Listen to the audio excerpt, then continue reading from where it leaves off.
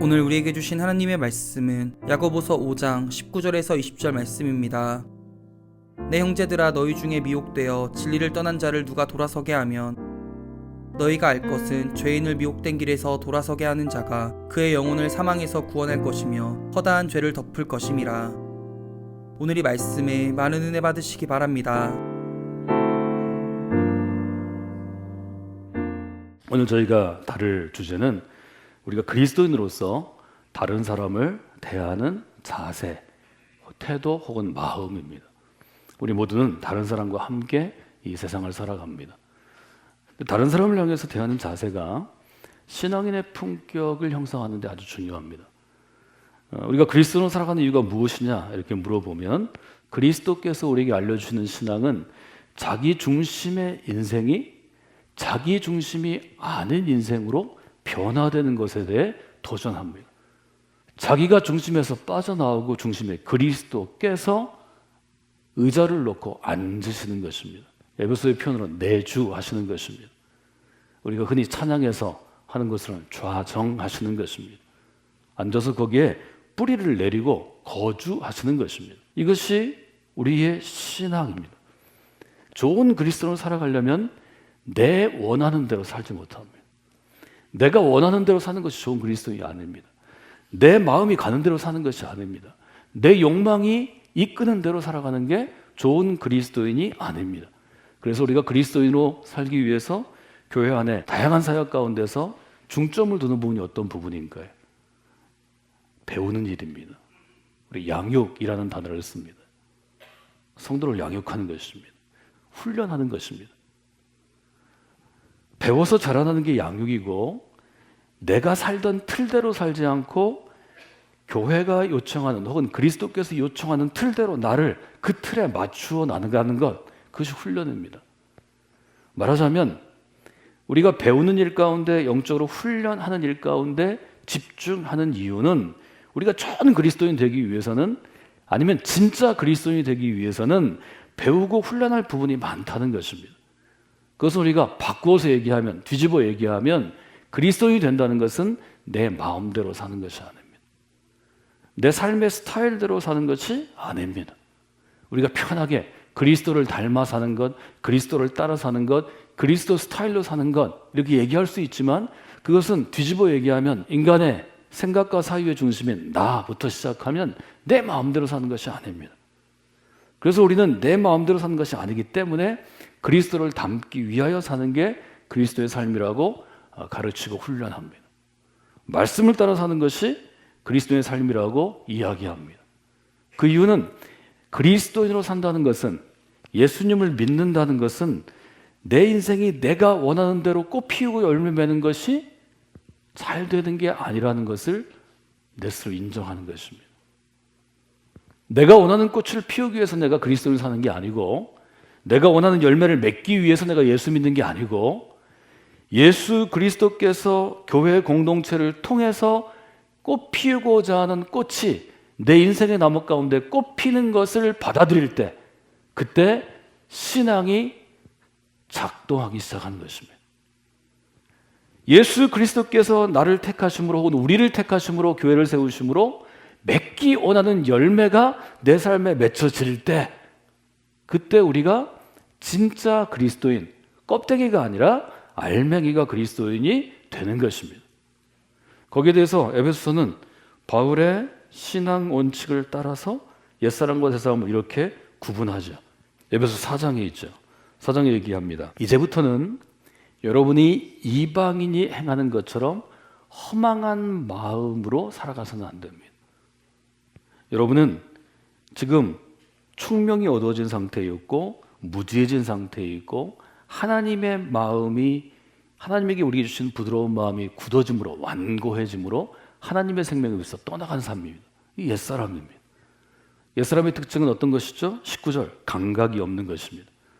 영적인 센스가 없고, 도덕적인 센스가 없고, 또 인간으로서 할 수 없는 짓도 마음대로 하는 것, 감각 없는 자입니다. 감각 없는 것은 우리를 헛된 것에 우리의 삶을 소용하게 합니다.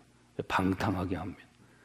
욕심으로 더러운 것도 서슴없이 행하게 합니다. 20절 이렇게 되어 있죠. 여러분은 그리스도를 이와 같이 배우지 아니했습니다. 배운다라는 표현이 등장합니다. 21절에 보면 여러분은 예수 그리스도 안에 있습니다. 그렇기 때문에 그리스도 안에서 듣고 그리스도 안에서 가르침을 받았습니다. 여러분이 육의 욕심을 따라 옛 습관, 구습을 따른 옛사람은 벗어버리고 여러분의 마음과 영혼이 심령이 새롭게 되어서 하나님께서 지으실 때, 그래서 의와 진리의 거룩함으로 지으심을 받았다고 얘기하죠. 하나님이 지으신 새로운 사람, new being, new creature, 새로운 사람의 옷을 입으라고 이야기합니다. 이것이 우리가 예수 그리스도를 믿었을 때 우리에게 오는 삶의 변화와 영적인 변화입니다.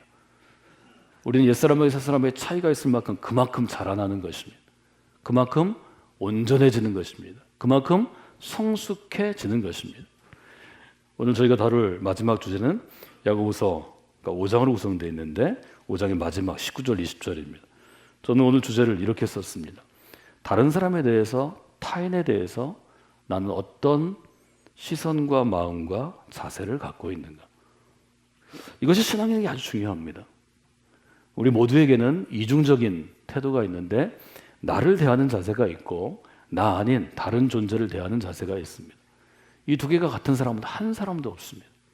이 두 개가 같으면 아마 우리가 이 땅에 존재할 수 없을 것입니다. 그것은 하늘의 존재, 천상의 존재가 되어야 할 것입니다. 사람은 누구나 나를 대하는 자세가 있고 다른 사람을 대하는 자세가 있습니다. 사장 11절은 이렇게 시작합니다. 형제들이여 서로 비방하지 마십시오. 야고보서에 등장하는 형제들은 대부분의 초기 우리가 바울 서신하고 일컫는 초기의 그리스도 교회 소신들이 얘기하는 것처럼 교회 안에 있는 형제를 향한 것입니다. 야고보서를 읽던 믿음의 공동체, 야고보 공동체가 서로 비방하는 일이 많았다는 얘기죠. 사람이 사람을 비방하면 어떤 결과, 어떤 열매가 맺히나요? 다툼이 생깁니다. 갈등이 생깁니다. 상처가 생깁니다. 좌절이 생깁니다. 그리고 신앙생활에 실패가 있습니다. 비방한다는 건 뭘 얘기하나요? 나쁜 말 하는 것입니다. 여러분의 다른 사람을 향해서 얘기할 때 여러분의 자세는 어떤가요? 여러분이 다른 사람 얘기할 때는 늘 칭찬하고 좋은 말만 하나요? 김 집사는 이게 좋고 이 집사는 이게 좋고 박 집사는 이게 좋고 근데 문제가 있잖아. 좋은 말로 시작해도 바로 뒤에는 뭔가 좀 구부러진 우리 마음을 보죠. 사람이 말을 다루고 글을 다루고 그리스도인처럼 매주 정해진 시간에 논리적인 이런 일종의 강의, 스피치를 들으면 논리가 발달합니다. 논리가 발달한다는 것은 기준이 명확해진다는 것이고 기준이 명확해진다는 것은 다른 사람을 평가한다는 것입니다. 판단한다는 것입니다. 대부분의 그리스도인들이 다른 사람의 좋은 점과 나쁜 점을 비교적 쉽게 잘 판단합니다. 전문가 되기 쉽습니다. 저처럼 또 그것들을 업이 되어서 목회직으로 설교자로 또 가르치는 교사로 사는 사람은 훨씬 더 강해집니다. 우리가 다른 사람에서 하는 말들을 여러분 1년 한번 저울에 달아보시면 좋은 말보다는 대부분 나쁜 말이 많습니다. 비방하다 해도 어떤 뜻이 있는가 하면 두 가지 단어가 등장합니다. 거짓으로 꾸며내서 비난하는 것입니다. 우리가 다른 사람에 대해서 나쁜 말을 할 때 이 점을 그리스도인 조심해야 합니다. 거짓이라는 것은 없는 일, 있지 않은 것을 허위로 꾸며서 다른 사람을 비난하는 것입니다. 또 하나는 과장입니다. 과장은 있는 것보다 보태어서 비난하는 것입니다. 한국 사람들은 대부분 거짓으로 비난하고 과장으로 비난하는 거에 거의 국가대표급입니다. 그래서 우리를 돌아봐야 합니다. 형제들아 서로 비방하지 말아야 합니다. 형제를 비방하는 것이나 형제를 판단하는 것은 율법을 비방하고 판단하는 것과 마찬가지입니다. 아주 분명하게 우선 얘기합니다. 그래서 12절에 보면 재판관은 오직 한 분이십니다. 즉 하나님이 재판관이 되신다는 거죠. 너는 누구에게 이웃을 판단하는 것입니까? 인생의 어떤 이유로 다른 사람을 대하는 자세가 비방하는 자세, 악의적인 자세, 부정적인 자세, 다른 사람에게 피해를 주는 자세가 인간이 갖고 있는 근본적인 태도라고 성경은 지적합니다. 그 태도를 지닌 사람들 때문에 상처를 입었거나 좌절했거나 실패했거나 아니면 불행한 인생이라고 살아가는 사람들에게 하나님은 예수 그리스도를 통해서 한 번 더 기회를 주신다는 것입니다. 우리는 이것을 구원 혹은 복음, 기쁜 소식이라고 부릅니다. 이 점을 성경은 분명하게 얘기합니다. 많은 사람들이 있죠. 에스더는 어려운 환경 가운데 홀로 자라나야 했고 친척의 선한 마음 때문에 자랄 수 있었습니다. 하나님의 은혜로 그가 왕비가 되었습니다. 기회를 주신 거죠.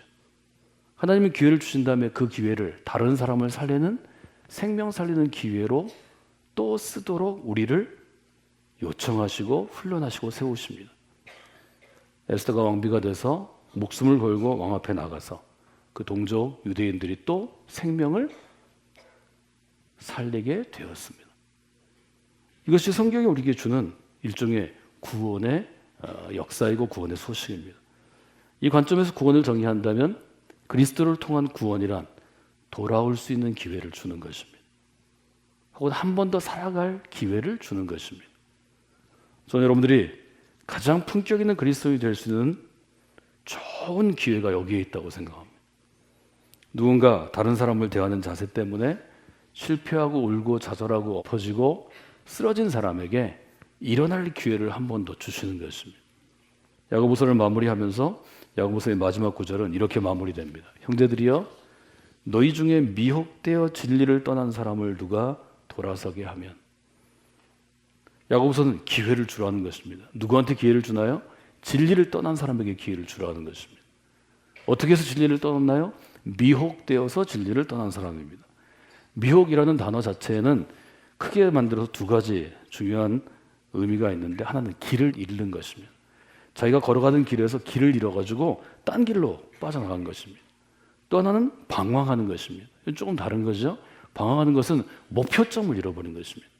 길을 잃는 것은 자기가 가는 길을 잃는 것이고, 방황하는 것은 결승점, 목표점을 잃는 것입니다. 제가 말씀드렸지만 사람은 자기중심입니다.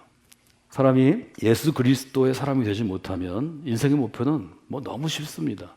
좋은 직장 갖는 것, 좋은 직업 갖는 것, 넓은 집에 사는 것, 비싼 차 타고 다니는 것, 다른 사람이 나를 좀 대우하는 것, 내가 다른 사람을 좀 내 위치 가지고 험한 말하고 멸시하고 모욕해도 그냥 다 살아남을 수 있는 것, 이 정도가 인생의 목표죠. 근데 성경은 이런 인생이 길을 잃은 인생이라고 얘기합니다. 미혹되어 길을 잃은 인생이라고 성경은 얘기합니다. 예수님은 비유로 얘기하셨죠. 길을 잃은 양이 있다. 영속담을 보시면 반짝이는 모든 것이 금은 아니다라는 속담이 있습니다. 인생은 그렇다는 거죠. 반짝반짝거려서 금인 줄 알고 평생을 다해서 노력하고 애쓰고 내 인생을 들여서 그 자리에 갔는데 금이 아닌 것입니다. 얼마나 황당하겠습니까? 얼마나 낙심이 될까요? 얼마나 배신감이 있을까요? 실제로 그 반짝인 것을 붙잡고 금이 아닐 때 누가 내 낭비된 인생을 보상해 줄 수 있겠습니까? 교회도 보면 많은 사람들이 자기 중심으로 자기 스타일로 자기 인생을 열심히 살아오다가 50대 중후반 예수님을 만나는 사람들이 매년 있습니다. 사실은 많습니다. 교회 대충 헐렁헐렁 다니다가 50대 중후반에 진짜 그리스도인이 뭐냐고 묻는 분들이 매년 있습니다. 왜 그럴까요?